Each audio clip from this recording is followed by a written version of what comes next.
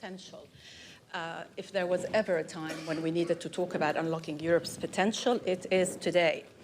Let me introduce your panelists today. Christine Lagarde, of course, President of the European Central Bank, Nicolas, Hieronimus, CEO of L'Oréal, Robert Habeck, Vice-Chancellor and Federal Minister for Economic Affairs and Climate Action of Germany, and Belen, Garijo, Chair of the Executive Board and CEO of Merck in Germany.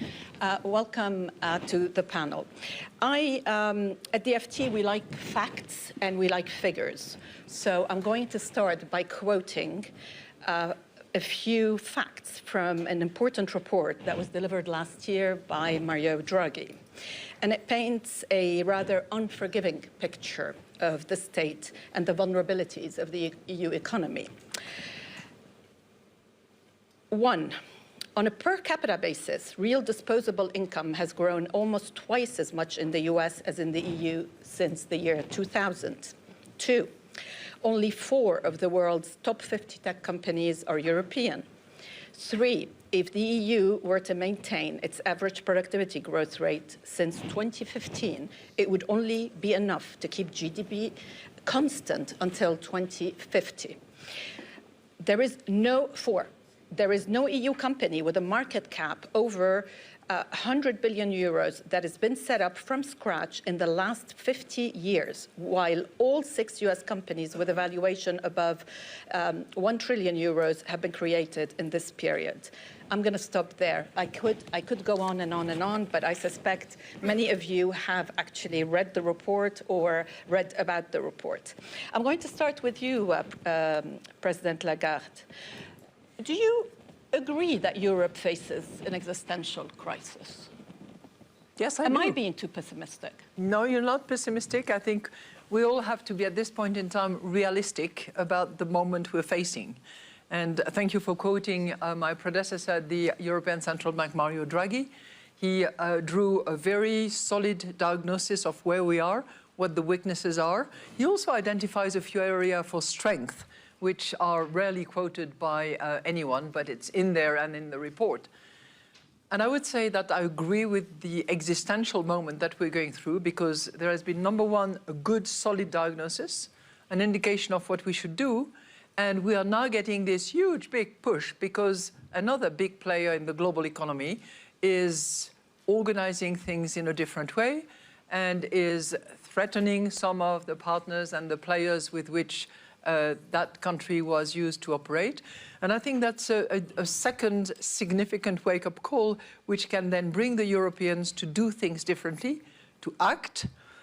And I would contend, Roula, that we have the talent, we have the money, and we have the ideas. But in terms of action and doing what is required, we need the push, we need the shift. And I'm happy to expand on the push and the shift, if you want. Do you think there are times when Europe has acted, and we'll get into some of that with Minister Habeck in a second, but there are times when Europe acts very effectively and very fast. Do you think that the election of Donald Trump is such a moment? Does this wake-up call constitute sufficient pressure for Europe to act? I respectfully think that it does. And I think that, of course, we have to act. We have to act together, and we have to play not just defense, but be forward, if I use football terminology, and making sure that we leverage the strength and the assets that we have. You like numbers, Roula, so I prepared a couple of numbers for you because, you know. So, here is one.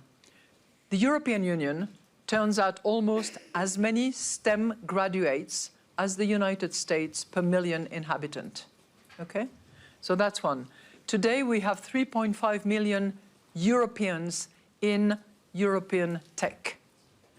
So I think, you know, that's my point about we have the talent. Another figure for you as well. When I say we have the money, the Europeans are saving.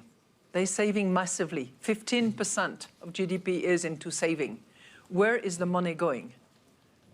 Every year, 300 billion euros are invested in the United States.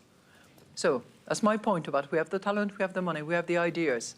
In areas which actually matter for the future, we file as many patents as the United States. I'm not trying to, be in a race or compete with, but I'm just saying that we have a lot of assets, but we are shooting ourselves in the foot many times because we don't complete the work that we were set out to do. Look at the single market, which is a point not made by so much Mario Draghi, but by Enrico Letta. If we had a real single market, we would eliminate about 40% of equivalent custom duties amongst ourselves, the European, and about 110% custom duties on services amongst ourselves. So charity begins at home. We can do more than a decent job if we were to remove fast, some of the barriers that we have just let history, laziness, bureaucracy build and stand in the way of what we have. So I'm trying to be realistic and a little optimistic. I want to come back to the question of talent because I think there is an issue of fragmentation that is not allowing Europe to actually take as much advantage of this talent. But Minister, Germany's economic vulnerabilities are structural, reliance on an old heavy manufacturing industries and exports to China. Do you agree that the model itself needs overhaul?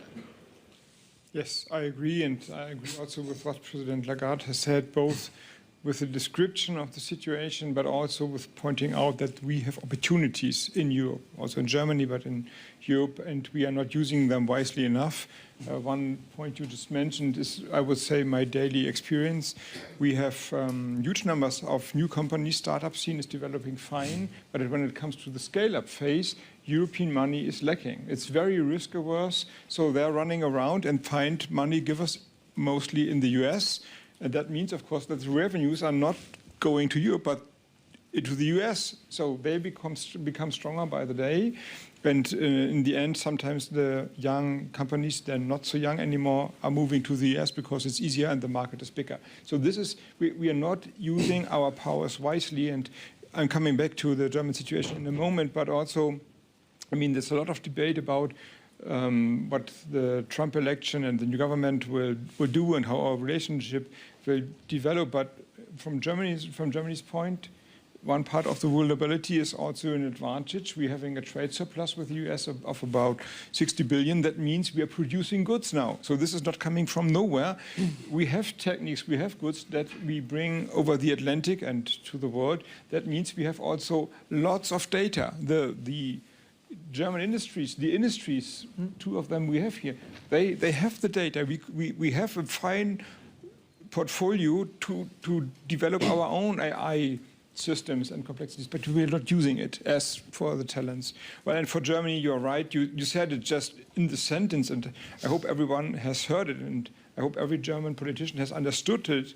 It's a structural crisis we're in. And I admit I've had to learn it myself because we tend to look at the short term. The election period is only 4 years, and you look on the annual figures, and then we the Germans, thought that COVID-19, the economy was going down, and then we had better figures, and we are going up again, and then there was the energy crisis due to Russian aggression, and we're going down, and we kind of oversaw that this is not a short-term circular crisis, but a structural crisis.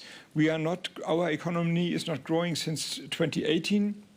Our growth potential is going down since 1.5 decades, and that means we have to reinvent our business model, because our business model now, plain to see for everyone, relied on two factors mainly,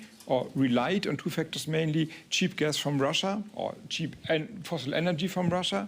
Well, that's gone, and I guess it won't come again.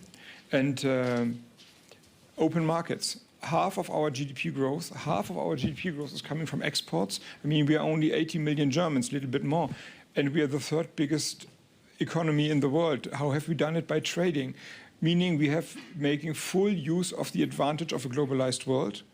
but of course that is now part of our vulnerability. China is pushing heavily into the markets, also in markets where we thought we have the best techniques. It's not true anymore. And they are using subsidies and are very aggressive. I think everyone is knowing what I'm talking about. And the US at least tend to close the markets. And we see this tendency everywhere. So yes, we have to do better at home, in Germany and in Europe. And doing better means, I'm just wondering, how do you help the German car industry? The German car industry? Yeah, to be more competitive. Because it's also in crisis. That is now a funny question, because normally I'm criticized for helping the industries too much. So when you ask the financial, not Financial Times actually, but your sisters in mind, the German newspapers that are monitoring the economy, they are always complaining that now for semiconductors or for green steel or for batteries, we have the IPCEI projects from the European Union. So helping the car industry now means, I guess, that they have to produce cheap electric vehicles themselves. That is something we can't do.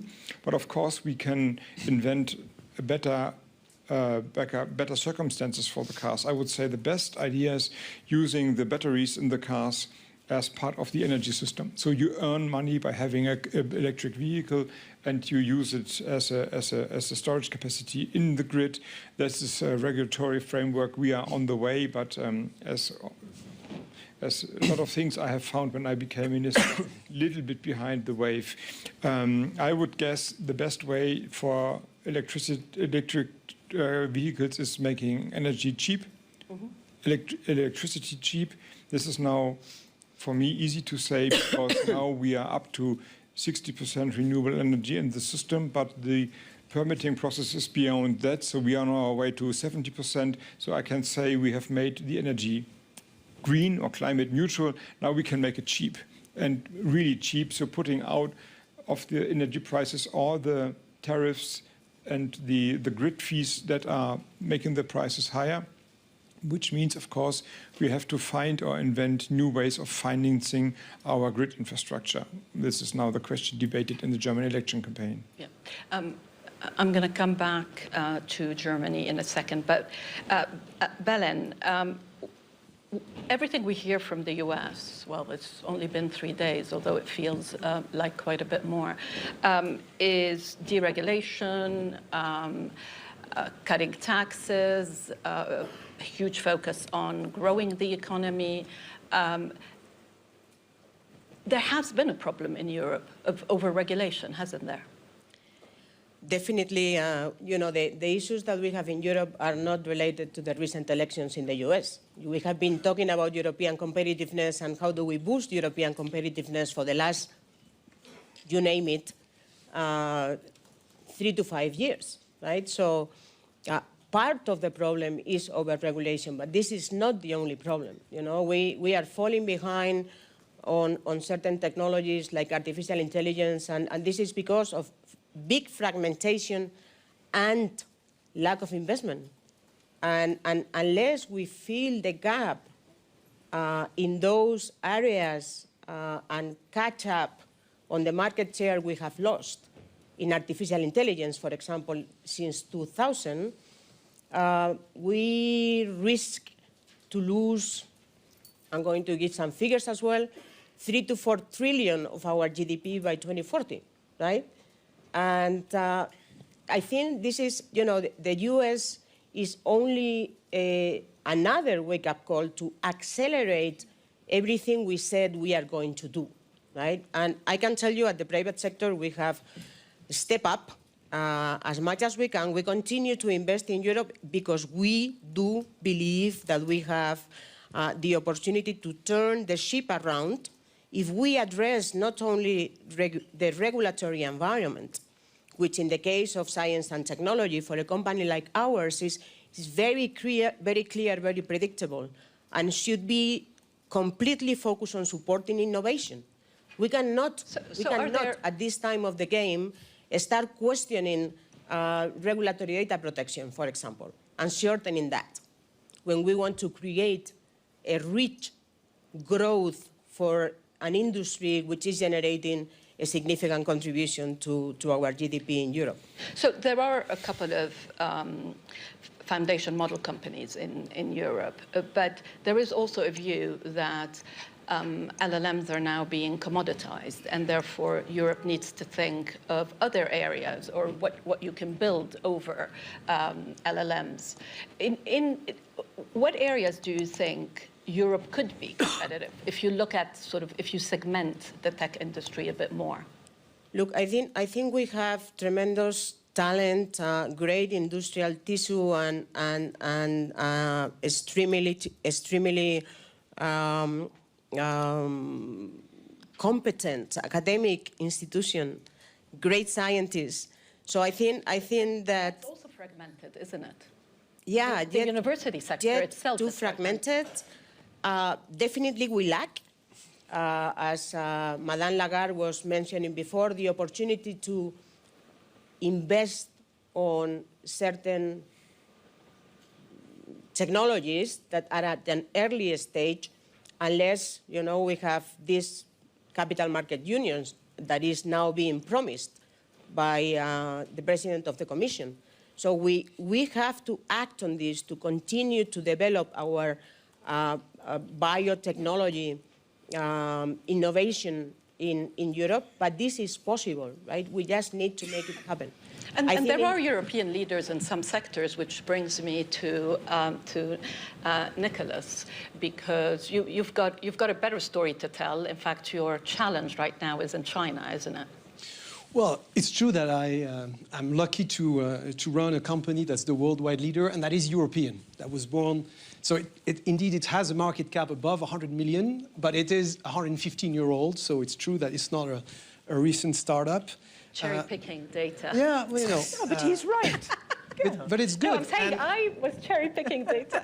But, it's true that the beauty industry is probably the only sector, if you take the top 7 companies in the world, 5 are European.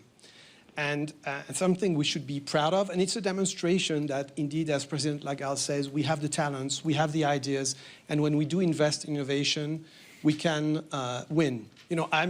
My mother was one of the leaders of the European Space Agency, and I was raised in the development of Ariane. I saw the Air Force adventure, and Europe also brought mRNA vaccines. So we can do things. The only thing is that we have to be innovators rather than regulators.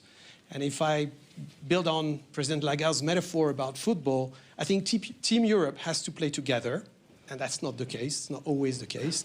And indeed, it has to defend its play on its strength, and we have a lot of strong companies, and indeed I think they should feel supported rather than hindered in their innovation capacity, and then should choose a few sectors we can lead the way. Just to build on what Belen said, bioengineering, biotechnologies are clearly an area where we can combine innovation, sustainability, and that a company like L'Oréal, which has pledged to eliminate petrochemicals from its formulas, would definitely be a very good customer of this technology. So I think it is possible, but as you said, it's time to wake up, and it's time to shift the focus of the Commission from creating rules to incentivizing innovation. Do you think? I know that the intention is there now when you listen to the President of the Commission.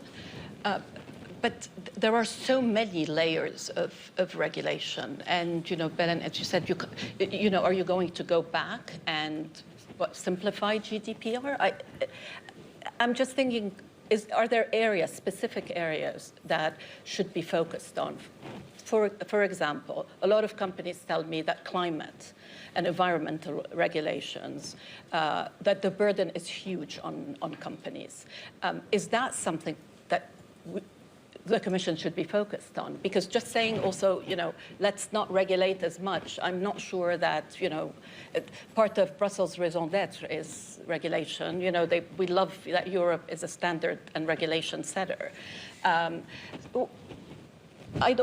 Any of you can comment on this. Yeah, I can comment on CSRD, for example, which is one of the topics that have created a revolution in terms of reporting and writing reports of hundreds and hundreds of pages, who I doubt anyone is going to read. Sorry to be so blunt. But you know, the question is this bringing any value, right? I can tell you in our company we have deployed more than 50 people to be able to report on time, and I only think of those SMEs, right, that have to report exactly the same as any big company. Right, so, but this is just an example, right? We shouldn't take regulation as the only example, because to me, creating a real united Europe is as important as regulations. You know, we need to ask the countries. We have our own problems in Germany. The Vice-Chancellor mentioned where we are, but above all, if there is anything that is going to move the needle, right, is acting with sense of urgency and with great connectivity between the Brussels level and the country level. Look, I think, you know, when I heard President von der Leyen yesterday, she mentioned a 28th regime, she mentioned cutting red tape. There's been lots of talk about this omnibus that would reassess some of the regulations or reporting, and I think it's a very important commitment which Europe has to deliver upon, because it's true that reporting is a topic, but a number of regulations have to be reassessed. I can give you one example, which is something that's a worry of mine, which is called the Urban Wastewater Treatment Directive. Which is something that says, which I'm totally in line with, that the polluter has to pay for the depollution of water. Yes. 100% agree with that. By some sort of magic, the conclusion is that two sectors are responsible for 100% of the pollution: pharmaceuticals and cosmetics. Et voilà. And that when we analyze the data from Europe, we assess that beauty represents less than 1% of the pollutants found in water, but we would have to pay for 26%. And I'm not commenting on all the other sectors, which, by the way, are led by American or non-European companies, detergents, food, drinks, whatever, that are excluded from this. And yet, we would have to pay for 26%. So typically, that's an example where you have a winning industry that exports 26 billion euros outside of Europe, but we would have to pay as the sole culprits of something we agree with, but that has not scientifically been based. So that's an example of the absurdities, and I don't want to waste everybody's time here, but I have 2, 3, 4 examples. Alcohol may be banned because it's carcinogenic if we drink it, but it may be banned for cosmetics or hydroalcoholic gels that were used during the COVID, but it would remain in alcoholic drinks because they are exempted from the chemicals and cosmetics regulations. So it's like a maze of incredible I feel like the representative regulations. of the government here wants to come in. You want to start? Start. Well, first of all, I agree that I would say everything that has to be decided should be decided fast and not long. It takes too long. And I can give you examples all over the place how these, in some cases, ridiculous measures to not to give one advantage to one country lead to 4 years of decision making until one steel company or whatever gets any form of state subsidies. Why they are doing on the American side tax credits, and that's just if you invest and then you got the money back. That's very, very easy. But still, I would connect this discussion to the Draghi report and to the day after the day of Trump's inauguration speech. So yes, we have to do better, we have to be faster, and I would completely agree with the Draghi report. You know, there was a tendency in Germany not to read it because it was written by an Italian, and in the end, the Italian is always asking for more money. So nobody has to read it. But every German should have read it, and not every German, but every decision maker, because it's really, really blunt, and in a way it's saying that, and this is now the connection to what I'm trying to say, is that we have, in the end, also a democracy problem if we are not acting better and faster and more decisive. Because we are now complaining that Elon Musk's technique is maybe destroying our way of communication, and maybe TikTok is doing harm to the communication of our kids. But where's our own answer? I mean, we can regulate their technique. Where's the German or the European Google or Amazon? It's not there. It's not there. And this is why this is so important, that we now invent more of the new techniques in Europe and in Germany, because if we are not doing it, or Germany, forget Germany, it's only because I'm in the election campaign in Germany that I'm always saying Germany. So in Europe, I'm completely for Team Europe, yeah? And I think that Germany has to do more for the Team Europe. But if the attraction of the authoritarian governments, both on the Chinese side and very different on the American side, but in a way authoritarian, both of them, is becoming bigger and bigger, then we're losing the European way of life. And therefore, I would say deregulation and making things faster and cutting red tape, all right. And I can give you lots of examples out of the energy sector where we can move if we have to. If we're having the sense of urgency, Europe has proven again and again that it can be fast and strong. Yes, but my point is that we should not mix this up with the, I call it now, for lack of better words, the value discussion. Because I think that climate action is necessary, and drill baby drill means burn planet burn. I'm not agreeing with the aim of this. And if we're saying individual rights or minority rights should be forgotten, I'm out. So being faster means to defend the European way of life, our democracy, our social economy. So, but this means defending, not only saying we have to regulate their technique, we have to do it here in Europe, and we have to do it now.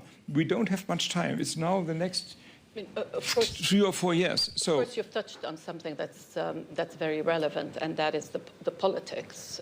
We have Germany facing an election, and in France. How do I describe the current situation? Yes. Complicated. It's complicated.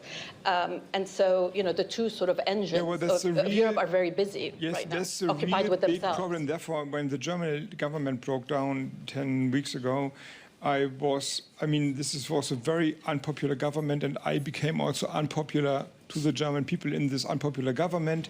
So, in a way, everyone was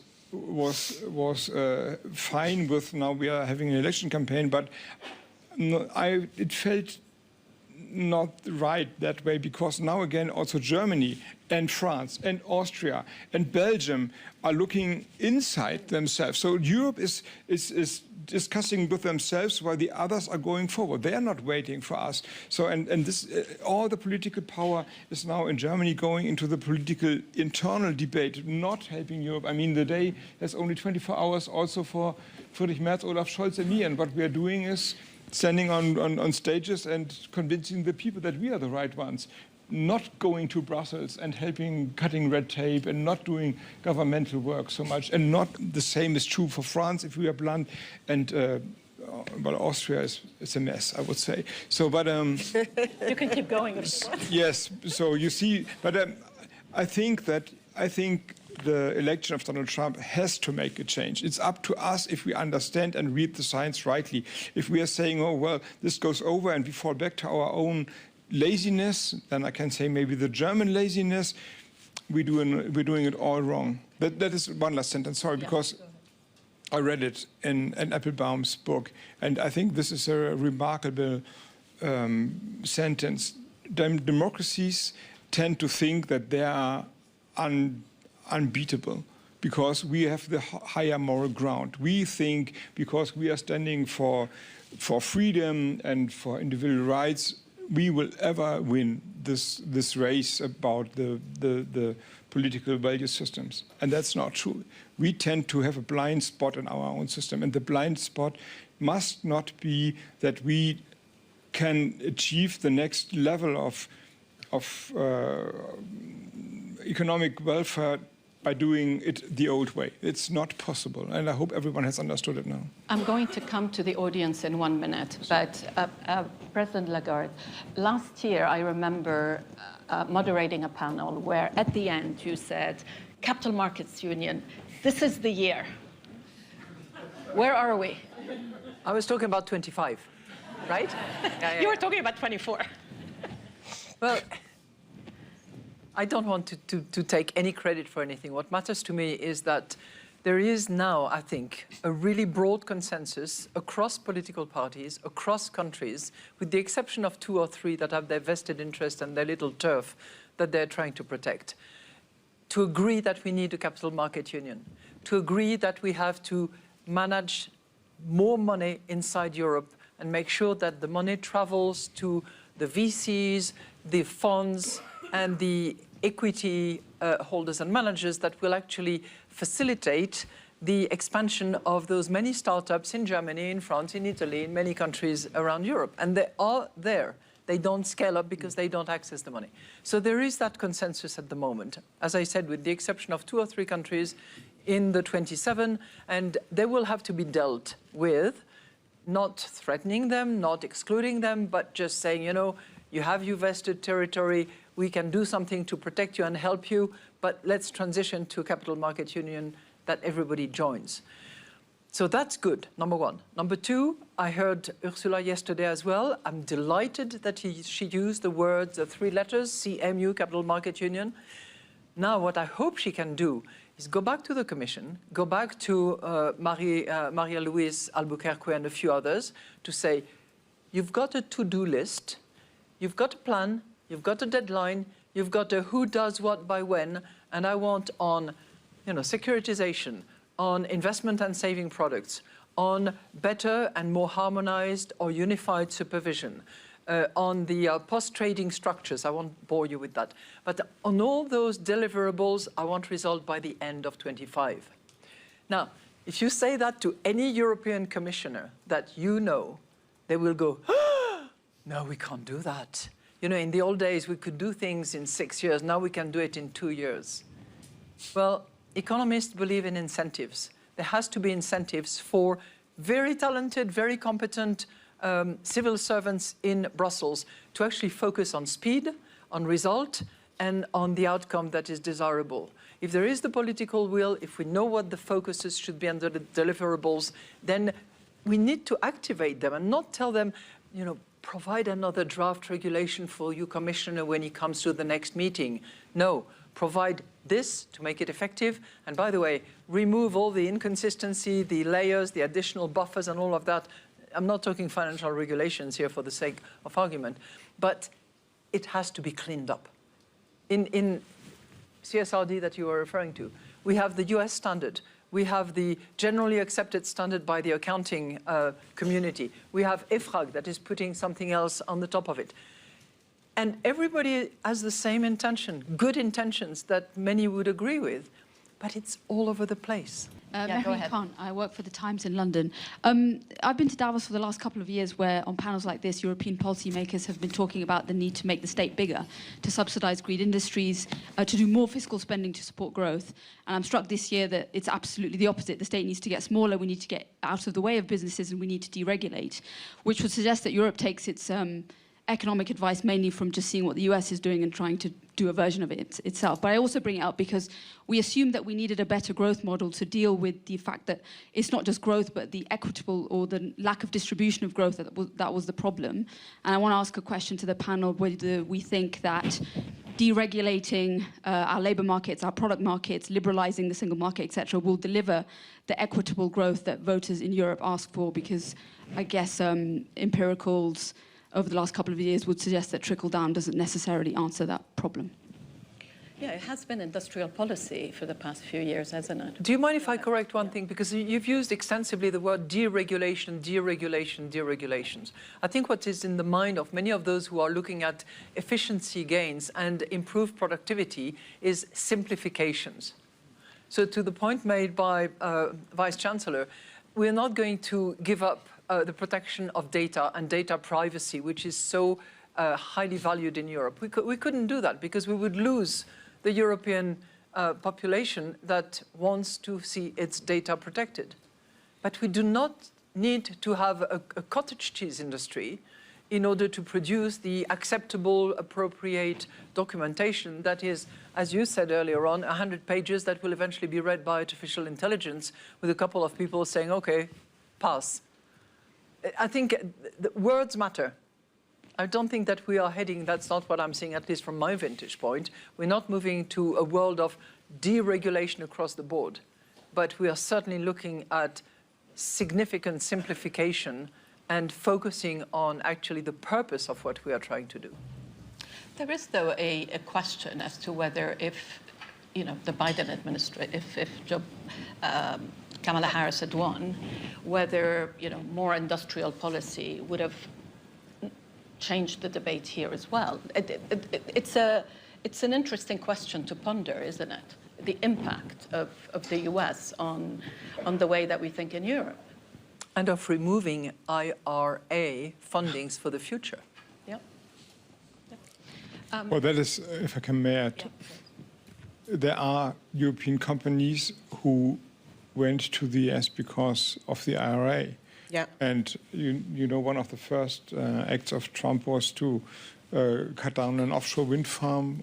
I mean, there's also a chance from that point of view for an own technique made in Europe. So, but that means, of course, we have to not shy away, and we have to be blunt, and we have to be fast, and we have to give the right financial incentives, and we have to use the private money and to activate it. But I mean, if they don't want to build the techniques of the futures, we are ready. I want you all to actually think of opportunity, because when in a few minutes when we end this, I would like to end on a positive note. Let's take another question. Go ahead. Thank you. Hi, I'm Gira Ryerson from the Global Shapers of the WEF, and representing the young voices. And we talk a lot about simplification, and Lagarde also said, for starters, we need Europe to go in one direction. I'm curious to hear your perspectives on where will this leadership come from in Europe? Because currently every country is occupied by themselves.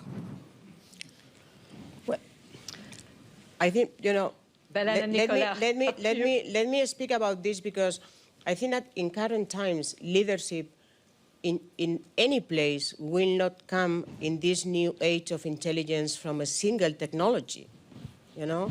I believe leadership will come from those people who understand how technologies are converging, right, and are able to generate business that will be disrupting existing models and eventually creating new opportunities. And this is what I believe, entering the era of bioconvergence, this is what I believe Europe actually can lead. And once again, at the private sector, and I say this with pride, but also with humility, we are a company that are extremely well placed to deal with this bioconvergence. Digital plus biology, right?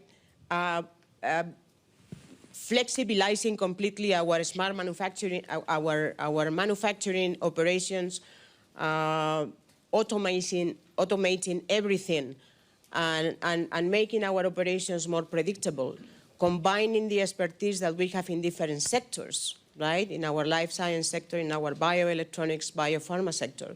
So I don't believe that we need to pick and choose one single topic. We need to be focused. We need to be investing R&D dollars on where we can win. And I believe Europe is very well positioned in health technology, right? And digital technology, even if we are lacking in some countries the infrastructure that is necessary. But it's all about the way we actually make technologies converge that will give us some opportunities to lead. Let me take another couple of questions, and then we'll come back to the panel, and you can answer them together. Go ahead. I'm Stu Eisenstadt. I was U.S. Ambassador to the European Union for a good part of the Clinton administration. I came away from Brussels with two lessons, and neither one's been addressed. The first is that while you have a terrific education system, the young people who come out of it do not take the same concept of risk as Americans do.